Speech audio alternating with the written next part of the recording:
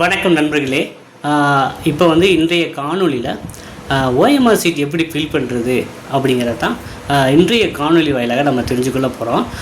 நம்ம 15 மாதிரி தேர்வு ப்ரொவைட் பண்ணுறோம். அந்த மாதிரி தேர்வில் ஒரு ஓஎம்ஆர் சீட் தான் எடுத்துகிட்டு உங்களுக்கு அதை எப்படி ஃபில் பண்ணணும் அப்படிங்கிறது ஒரு டெமோ காமிக்க போகிறோம். ஏன்னா இது என்ன எங்களுக்கு தெரியாதா அப்படின்னு சில பேர் கேட்பீங்க. ஆனால் ஒரு சில பேர் இப்போ தான் ஃபஸ்ட்டு அட்டம்ப்டாக எக்ஸாம் எழுதுறவங்களும் இருக்க தான் செய்கிறாங்க. ஸோ அவங்களுக்காக தான் இந்த காணொளி. இப்போ பார்த்திங்கன்னா நம்ம அகாடமி சார்பாக மொத்தம் 15 மாதிரி தேர்வு இப்போ ப்ரொவைட் பண்ணிக்கிட்டு இருக்கோம். ஓகேவா? ஸோ அதில் ஒரு பகுதியை தான் உங்களுக்கு இப்போ ஷோ பண்ணி காமிக்க போகிறோம். ஸோ எப்படி ஓஎம்ஆர் ஃபில் பண்ணுறது அப்படிங்கிறதே பார்க்கலாம். ஃபஸ்ட் கொஷின் பாருங்கள். முதல் கூட்டுறவு சங்கம் டேஸாம் ஆண்டு ஆரம்பிக்கப்பட்டது அப்படின்னு கேட்டிருக்காங்க. 4 ஆப்ஷன் கொடுத்துருக்காங்க, ஏபிசிடி. இந்த 4 ஆப்ஷன்லேயும் கரெக்டான ஆன்சர் 1844. அப்போ நம்ம ஃபஸ்ட் கொஷினுக்கு சி ஆன்சர்.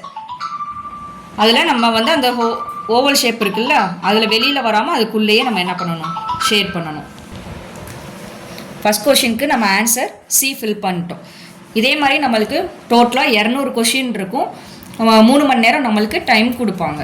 ஸோ நம்மளுக்கு நெகட்டிவ் மார்க் இல்லை இந்த எக்ஸாமை பொறுத்த வரைக்கும்.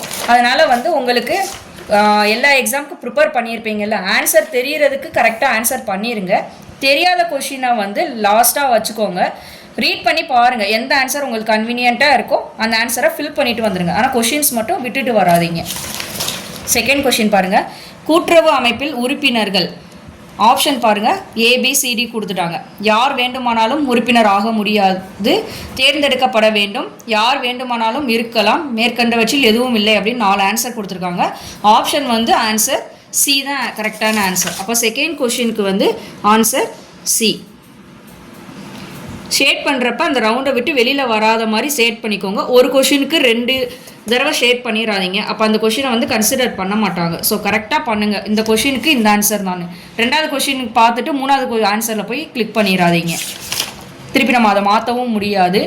அடுத்த கொஷின் பாருங்கள். எந்த கூட்டுறவு கொள்கை பல்வேறு கூட்டுறவு சங்கங்களுக்கு இடையில் ஒத்துழைப்பு மற்றும் ஒத்துழைப்பின் முக்கியத்துவத்தை வலியுறுத்துகிறது அப்படின்னு கேட்டிருக்காங்க. ஆன்சர் பாருங்கள். தன்னாட்சி மற்றும் சுதந்திரம், ஜனநாயக உறுப்பினர் கட்டுப்பாடு, கல்வி, பயிற்சி மற்றும் தகவல். ஆப்ஷன் டி கூட்டுறவு சங்கங்களுக்கு இடையே ஒத்துழைப்பு. ஆன்சர் ஆப்ஷன் டி தான். இப்போ தேர்ட் கொஷினுக்கு option D. Next question.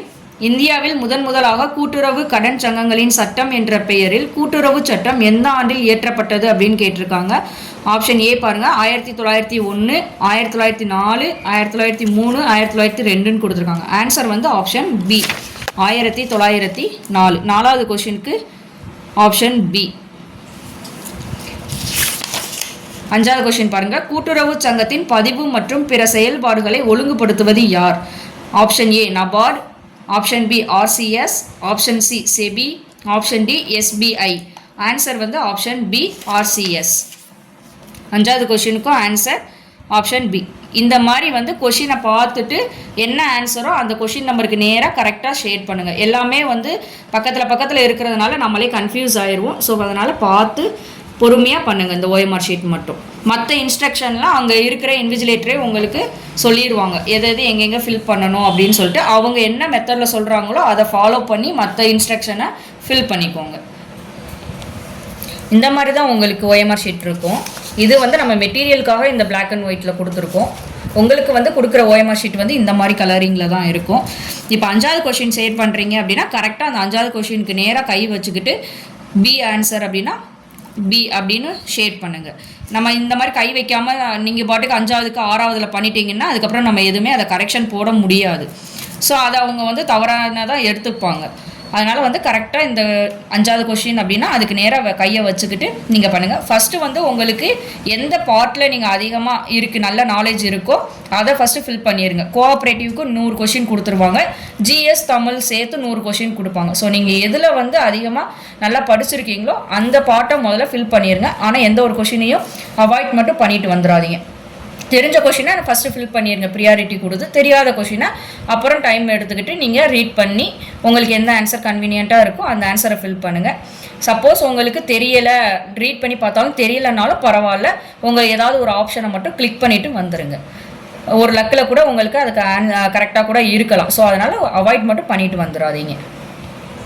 First உங்களுக்கு கொஷின் பேப்பரை ஓப்பன் பண்ண உடனே 100 கொஷின் வந்து உங்களுக்கு கோஆப்ரேட்டிவ் எக்ஸாமுக்கு இருக்குங்க. அதுக்கப்புறம் வந்து 100 கொஷின் முடிஞ்சதுக்கப்புறம் உங்களுக்கு ஒரு 20 கொஷின் தமிழ் கொடுத்துருவாங்க. இது வந்து நம்ம மெட்டீரியலில் உங்களுக்கு ஜிஎஸ் தமிழ் எல்லாமே கலந்து கொடுத்துருக்கோம். ஆனால் அங்கே வந்து உங்களுக்கு 20 கொஷின் ஃபஸ்ட்டு தமிழ் வந்துடும். கோஆப்ரேட்டிவ் 100 கொஷின் முடியவும் அதுக்கப்புறம் ரிமைனிங் 80 கொஷின் வந்து உங்களுக்கு ஜிஎஸ் வந்துடும். நீங்கள் ஃபர்ஸ்ட்டு கொஷின் பேப்பர் எடுத்த உடனே தமிழ் வந்து 20 கொஷின் தான். ஸோ தமிழ் வந்து ஈஸியாக தான் இருக்கும், உங்களுக்கு ரொம்ப டஃப்பாலாம் கேட்க மாட்டாங்க. அதனால் தமிழுக்கு ஃபஸ்ட்டு ப்ரியாரிட்டி கொடுத்து நீங்கள் அந்த 20 கொஷினை பண்ணிடுங்க. அதுக்கப்புறம் உங்களுக்கு வந்து கோஆப்ரேட்டிவ் ஜிஎஸ் இருக்கும். ஜிஎஸ்சில் மேக்ஸு எல்லாமே கலந்து தான் இருக்கும். ஸோ மேக்ஸ் வந்து நீங்கள் கடைசியாக பண்ணுங்கள் டைம் ஒதுக்கி. ஏன்னா மேக்ஸை தொட்டுட்டீங்க அப்படின்னா அதை நீங்கள் சால்வ் பண்ணி பண்ணுறதுக்குள்ளே டைம் ஓடிடும். அதனால் வந்து ஃபஸ்ட்டு தமிழ் ப்ரியாரிட்டி கொடுத்து பண்ணிவிட்டு அதுக்கப்புறம் கோஆப்ரேட்டிவோ ஜிஎஸ்ஓ உங்களுக்கு எது கன்வீனியண்ட்டாக இருக்கோ அதை பார்த்து பண்ணிடுங்க. மேக்ஸ் மட்டும் கடைசியாக பண்ணுங்கள். ஸோ எல்லாருமே எக்ஸாமுக்கு ப்ரிப்பேர் பண்ணியிருப்பீங்க அப்படின்னு நினைக்கிறோம். இப்போ வந்து 5ஆம் தேதி நம்மளுக்கு எஸ்ஆர்பி எக்ஸாம் வரப்போகுது. ஸோ நம்ம அகாடமி சார்பாக என்ன பண்ணிகிட்டு இருக்கோம் அப்படின்னா ஒரு நாளைக்கு ஒரு ஃபுல் டெஸ்ட் மாதிரி 15 நாளைக்கு 15 ஃபுல் டெஸ்ட் மார்க் டெஸ்ட் நீங்கள் ப்ரிப்பேர் பண்ணுறதுக்கு நம்ம அகாடமியிலேருந்து மெட்டீரியல் ப்ரொவைட் பண்ணிகிட்ருக்கோம். நம்ம மெட்டீரியல் வந்து இப்படி தான் இருக்கும் பார்த்துக்கோங்க. ஃபஸ்ட்டு OMR ஷீட் கொடுத்துருவோம். அதுக்கப்புறம் 100 கொஷின் வந்து கோஆப்ரேட்டிவ் கொடுத்துருப்போம். அடுத்த ஒரு 100 கொஷினுக்கு பின்னாடியே ஆன்சர் வந்துடும் அந்த கோஆப்ரேட்டிவ் எக்ஸாமுக்கு. அதுக்கப்புறம் ஜிஎஸ் கொடுத்துருப்போம் ஒரு 100 கொஷின். அந்த 100 கொஷின் முடியவும் அந்த ஜிஎஸ்க்கான ஆன்சரும் அதுக்கு பின்னாடியே நம்ம ப்ரொவைட் பண்ணியிருப்போம். இது மாதிரி ஒரு 15 மார்க் டெஸ்ட் வந்து நம்ம அகாடமியிலேருந்து ப்ரொவைட் பண்ணிகிட்ருக்கோம். ஒரு நாளைக்கு ஒரு டெஸ்ட்டு போட்டாலுமே நீங்கள் 15 நாளைக்கு 15 டெஸ்ட்டு போட்டுக்கலாம். இதை நீங்கள் டிஆர்பிக்கும் யூஸ் பண்ணிக்கலாம். ஏன்னா எஸ்ஆர்பி முடிஞ்சு ஒரு 5 நாள்லேயே உங்களுக்கு டிஆர்பியும் வந்துடும். ஸோ நீங்கள் இன்றைக்கி ஆர்டர் பண்ணீங்க அப்படின்னா 2 டேஸில் உங்களுக்கு கொரியர் ரிசீவ் ஆயிரும். நம்ம மெட்டீரியல்ஸ் இப்படி தான் இருக்கும் பார்த்துக்கோங்க. மேக்ஸுக்கு மட்டும் நம்ம இதில் வந்து ஆட் பண்ணலை. அதுக்கு பதிலாக உங்களுக்கு மேக்ஸுக்கு வந்து கிளாஸஸ் எல்லாமே ப்ரொவைட் பண்ணிடுவோம். மேக்ஸ் தவிர்த்து உங்களுக்கு ஜிஎஸ்சில் சயின்ஸு, சோசியலில் வந்து ஹிஸ்ட்ரி, எக்கனாமிக், பாலிட்டி, ஜாக்ரஃபி எல்லாமே இதில் கவர் ஆயிரும். மேக்ஸுக்கு மட்டும் உங்களுக்கு நம்ம கிளாஸஸ் போடுவோம். ஸோ அவ்வளோதாங்க நம்ம மெட்டீரியல்ஸ் பார்த்துருப்பீங்க. இன்னும் எஸ்ஆர்பிக்கு ஒரு 8 நாள் தான் இருக்குது. டிஆர்பி எக்ஸாமுக்கு இன்னும் ஒரு 13 நாள் தான் இருக்குது. எஸ்ஆர்பி முடிஞ்சு ஒரு 5 டேஸில் உங்களுக்கு எக்ஸாம் வந்துடும். ஸோ வந்து நீங்கள் எல்லாருமே நல்லா ப்ரிப்பேர் பண்ணியிருப்பீங்க அப்படின்னு நம்புகிறோம். ஓகேங்க. இன்னும் எஸ்ஆர்பிக்கு வந்து ஒரு 2 டேஸில் உங்களுக்கு ஹால் டிக்கெட் வந்து டவுன்லோட் பண்ணுற மாதிரி வந்துடும். அது போக உங்களுக்கு டிஆர்பிக்கும் உங்களுக்கு அடுத்த அக்டோபர் ஸ்டார்ட் ஆகவுமே ஹால் டிக்கெட் ரிலீஸ் பண்ணிடுவாங்க. ஸோ நீங்கள் எல்லாருமே டவுன்லோட் பண்ணிக்கலாம். அது போக வந்து இந்த வருஷம் வந்து காம்படிஷன் உங்களுக்கு அந்தளவுக்கு இருக்காது. ஸோ அடுத்து வர்ற எக்ஸாமுக்கு வந்து உங்களுக்கு காம்படிஷனும் அதிகமாகிடும். இப்போவே காம்படிஷன் ஜாஸ்தி தான். போன வருஷத்தை விட இந்த வருஷம் கம்பேர் பண்ணுறப்ப டிஎன்பிஎஸ்சி ஆஸ்பிரன்ஸ் எல்லாருமே இந்த எக்ஸாமுக்கு வர ஆரம்பிச்சிட்டாங்க. ஸோ இந்த வருஷம் கொஞ்சம் காம்படிஷன் ஜாஸ்தி தான். இதுலேயே நீங்கள் வந்து மேக்ஸிமம் முடிஞ்சளவு வேலையை வாங்கிடுங்க. இதை விட்டுட்டீங்க அப்படின்னா நெக்ஸ்ட்டு அடுத்து எப்போ எக்ஸாம் வரும்னு தெரியாது. இன்னும் ஒரு 3 இயர்ஸ் ஆகுதோ 5 இயர்ஸ் ஆகுதோன்னு சொல்ல முடியாது. இந்த எக்ஸாம் வந்து இயர்லி ஒன்ஸ்க்கு பண்ணால் கூட பரவாயில்ல. நம்மளுக்கு 3 இயர்ஸ் 5 இயர்ஸ்க்கு ஒன்ஸ் தான் பண்ணுறாங்க. ஸோ நெக்ஸ்ட் அடுத்து வர்றப்ப வந்து காம்படிஷன் இதை விட டஃப்பாக தான் இருக்கும். ஸோ அதனால் வந்து முடிஞ்ச அளவுக்கு இந்த எக்ஸாம்லேயே நீங்கள் வந்து நல்ல வேலையை வாங்கிட்டு போகிற மாதிரி ப்ரிப்பேர் பண்ணிக்கோங்க. இது வரைக்கும் நான் ப்ரிப்பேரேட் பண்ணலை அப்படின்றவங்க இந்த OMR ஷீட் கூட வாங்கி இதை மட்டும் நீங்கள் படித்தாலே போதும். ஏன்னா ஒவ்வொரு OMRக்குமே 200 கொஷின் வீதம் 3000 கொஷின் நம்ம கொடுத்துட்ருக்கோம். ஸோ இது வரைக்கும் நான் படிக்கவே இல்லை, நான் என்ன பண்ணுறது அப்படின்னு தெரியாதவங்க கூட இதை மட்டும் வாங்கி ப்ரிப்பேர் பண்ணிவிட்டு போங்க. இதுவே உங்களுக்கு போதுமானது தான். இதுக்கப்புறம் உங்களுக்கு மேக்ஸுக்கு வந்து நாளையிலேருந்து டெய்லியும் உங்களுக்கு இதில் மேக்ஸ் இல்லை. ஸோ நாளையிலேருந்து இன்னும் ஒரு 15 நாளைக்கு உங்களுக்கு மேக்ஸ் கிளாஸஸ் மட்டும்தான் வரப்போகுது. ஸோ மேக்ஸும் நீங்கள் நல்லா ப்ராக்டிஸ் பண்ணி பார்த்துக்கோங்க. ப்ராக்டிஸ் பண்ணால் மட்டும்தான் நீங்கள் அங்கே போய் அந்த டைமுக்கு ஏற்ற மாதிரி நீங்கள் போட்டு பார்க்க முடியும். இதுக்கப்புறம் கிளாஸஸும் உங்களுக்கு வந்துடும். ஸோ நம்ம வீடியோ பிடிச்சிருந்தா லைக் பண்ணி சப்ஸ்கிரைப் பண்ணி வச்சுக்கோங்க. நம்ம சேனலில் வந்து அடுத்தடுத்து உங்களுக்கு மேக்ஸ் கிளாஸஸும் வரும், அதையும்